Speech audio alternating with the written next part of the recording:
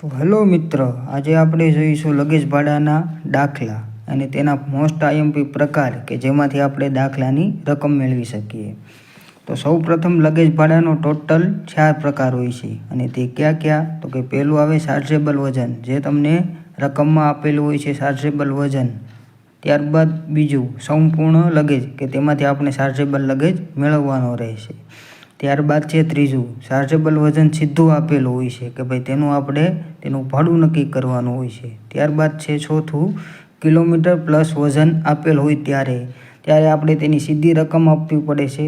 તો તેના માટે આપણે આનું ઉદાહરણ તરીકે પણ જોઈશું અને થોડુંક ડીપમાં જાણીશું. તો આપણે પહેલાં જોઈશું પહેલો પ્રકાર ચાર્જેબલ વજન, કે ભાઈ આપણને તેમાં વજન આપેલો હશે તેમાંથી આપણે ચાર્જેબલ વજન કાઢવાનું છે. તો આપણે ઉદાહરણ જોઈએ થોડુંક ડીપમાં. એક મુસાફર પોતાના 7 વર્ષના બાળક સાથે 40 kg સામાન સાથે મુસાફરી કરે તો ચાર્જેબલ લગેજ કેટલું? તો આપણે પહેલાં અહીંયા જોઈ લઈએ. એક મુસાફર એટલે એક આખી ટિકિટ પોતાના 7 વર્ષના બાળક સાથે, 7 વર્ષનો બાળક એટલે તેની અડધી ટિકિટ થાય, કારણ કે તે 0 થી 5 વર્ષની અંદર આવે છે તો તેની આપણે અડધી ટિકિટ લઈએ છીએ. તો એક આખી અને એક 0.5 અડધી.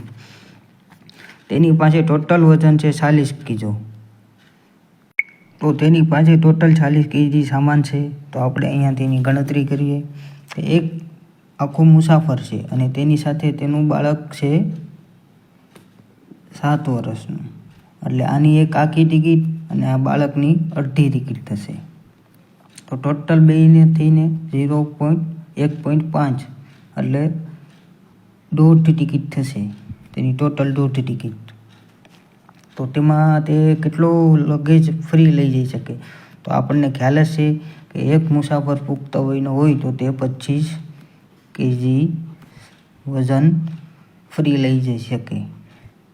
તો આ અડધો છે તો તે 25ના અડધા, તેની અડધી ટિકિટ છે તો તે લઈ જઈ શકે 12.5 kg વજન ફ્રી લઈ જઈ શકે છે. તો તે બંનેનો પહેલાં સૌ પ્રથમ આપણે સરવાળો કરીશું. એટલે તે ટોટલ લઈ જાય છે 37.5 kg વજન તે ફ્રી લઈ જઈ શકે છે અને તેની પાસે ટોટલ વજન છે 40 kg.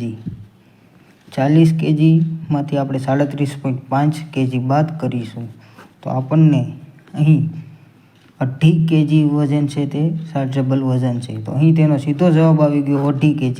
અહીં રકમમાં કોઈ પણ તેનો દર નથી આપેલું કે તેનું આપણે ભાડું નથી આપેલું. તો આપણને સીધી ગણતરી મુજબ અડધી kg તેનો ચાર્જેબલ લગેજ થાય છે.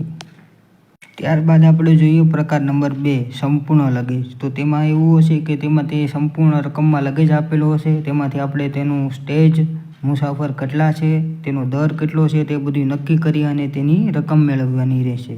તો ચાલો આપણે તેને ઉદાહરણમાં ડીપમાં જોઈએ. એક મુસાફર પાસે 31 kg લગેજ સાથે 18 સ્ટેજની મુસાફરી કરે છે અને તેનો દર છે 0.5. તો કેટલા રૂપિયા આપણે તેનું લગેજ ભાડું ચૂકવવું પડે? તો તેની ગણતરી કરીએ. એક મુસાફર એટલે સૌ પ્રથમ એક મુસાફર છે એટલે તેની 25 kg તો ફ્રી લઈ જઈ શકે છે, 25 kg ફ્રી. અને તેની પાસે ટોટલ કેટલા kg છે? 31 kg લગેજ છે.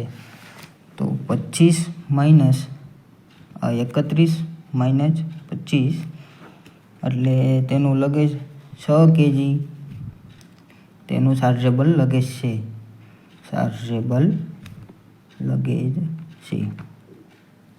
તો અહીં આપણે તેની ગણતરી માટે સ્લેબની ગણતરી કરવી જોશે અને સ્લેબ તમને ખબર જ છે કે ભાઈ 0 થી 20 સુધી હોય તો તે એક સ્લેબ થાય અને 21 થી આપણે 40 સુધી હોય તો તે 2 સ્લેબ ગણાય. તો અહીં તેનો total kg chargeable luggage 6 kilo છે. તો 0 થી 20ની અંદર આવે એટલે એક સ્લેબ થયો. ત્યારબાદ તેની પાસે 18 સ્ટેજ છે અને તેનો દર આપેલો છે 0.5. તો આપણે અહીં સૂત્રમાં મૂકીશું એક સ્લેબ પછી 18 સ્ટેજની મુસાફરી કરે છે અને તેનો દર આપેલો છે 0.5. તો અહીં આપણે સિમ્પલ ગુણાકાર કરીશું. 18 એકુ 18 અને ગુણ્યા 0.5. તો અહીં કંઈ ગણતરીની માથાકૂટ કર્યા વગર અહીં તમે સીધા 18ના અડધા કરી શકો છો, કારણ કે અહીં અડધી અડધું આપેલું છે આપણને 0.5, તો 18ના અડધા 9. અહીંયા આપણે તેને ચાર્જેબલ લગેજનું વજન આપણે ટિકિટ ચૂકવવી પડશે 9 રૂપિયા. તો અહીં તમને ફરી સમજાવું કે તેની પાસે ટોટલ કેજી 25 કેજી છે. 31 કેજી વજન સાથે તે ફ્રી લઈ જઈ શકે. 25 કેજી અને 31 કેજી વજન સાથે છે. તેમાંથી 6 કેજી તેને ચાર્જેબલ લગેજ છે. તો અહીં 6 કેજીનો એક સ્લેબ બને. તો એક સ્લેબ 18 સ્ટેજ અને તેનો દર આપેલો છે 0.5. 18 એક 18 અને 0.5 અને અડધા 9. તો અહીં આપણને સીધો જવાબ મળી ગયો કે આપણે તેના 9 રૂપિયા ચૂકવવાના રહેશે. ત્યારબાદ આવે છે પ્રકાર નંબર 3, ચાર્જેબલ વજન સીધું આપેલું હોય. મતલબ કે તમે આપણે જે આગળ કોઈ ગણતરી કરી તે ગણતરી નહીં અને સીધું ચાર્જેબલ લગેજ આપેલું હોય. તો ચાલો તેને પણ આપણે ડીકમાં ઉદાહરણ સાથે જોઈએ. એક મુસાફર 39 કેજી ચાર્જેબલ લગેજ સાથે 13 સ્ટેજની મુસાફરી કરે છે. તો ચાર્જેબલ ભાડું કેટલું થાય તેનો દર આપેલો છે 0.5. તો આપણે તેની ગણતરી કરવી કે ભાઈ 39 કેજી ચાર્જેબલ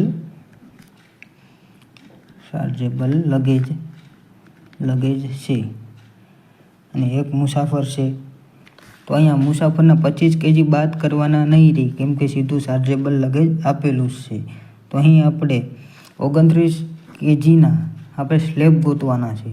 તો સ્લેબ કઈ રીતથી મળે તો કે 0 થી 21 બરાબર એક સ્લેબ, પછી 21 થી 40 સુધી 2 સ્લેબ, 41 થી 60 સુધી 3 સ્લેબ. તો અહીં આપણો 39 સ્લેબ કેજી સામાન છે તે કેવા આવે છે તો કે ભાઈ બીજા સ્લેબમાં.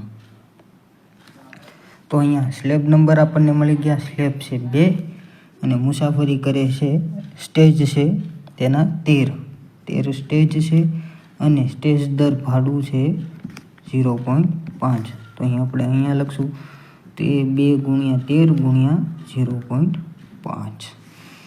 તો અહીં 13 દુ 26, અહીં આપણને 26 જવાબ મળ્યો ગુણા 0.5. કોઈ પણ વધારાની ગણતરી કર્યા વગર 26ના અડધા 13. તો અહીં આપણે તેનું ચૂકવવાનું ભાડું રહેશે 13. તો અહીં તમે જોઈ શકો છો કે ભાઈ તે 13 રૂપિયા ચાર્જેબલ ભાડું થાય છે. ચાર્જેબલ વજન છે 39 કેજી અને સ્લેબ મળી આપણને 2. ત્યારબાદ મોસ્ટ આઈએમપી પ્રકાર નંબર 4, કિલોમીટર પ્લસ વજન આપેલું કે ભાઈ બંને આપેલું છે અને તેમાંથી આપણે તેનું ભાડું નક્કી કરવું. તો આ આપણે આગળના વિડીયોમાં જોશું. જો તમને આ પસંદ આવ્યું હોય તો તમે આ વિડીયો લાઈક કરજો અને તમારો અભિપ્રાય આપજો. થોડુંક વીકમાં અક્ષર ખરાબ છે, પરંતુ મને લાગ્યું માહિતી આપ્યા જેવી છે એટલે વિડીયો અપલોડ કરું છું.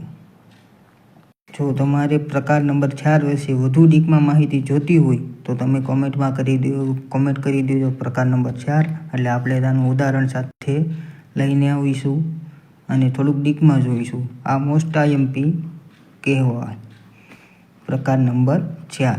જો તમારે જોતો હોય તો કોમેન્ટ કરી દેજો પ્રકાર નંબર 4. એટલે આપણે નેક્સ્ટ વિડીયોમાં ત્યાં લઈને આવીશું પ્રકાર નંબર 4.